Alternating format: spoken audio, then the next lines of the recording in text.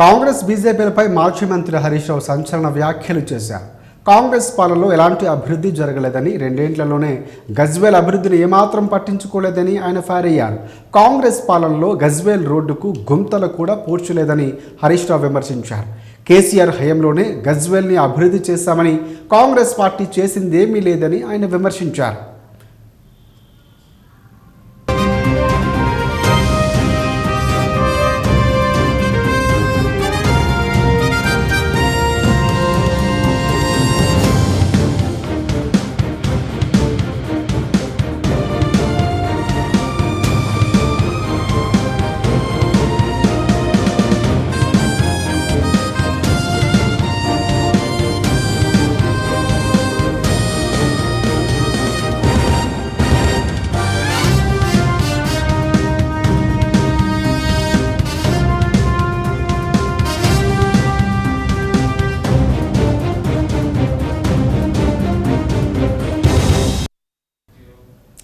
ఓ BJP MP గజ్వేల్కు వచ్చి కేసీఆర్ హయాంలో 50,000 కోట్ల రూపాయలు అవినీతికి పాల్పడ్డారని, మిషన్ కాకతీయ గురించి నోటుకు వచ్చినట్లు మాట్లాడారని హరీష్ రావు ధ్వజమెత్తారు.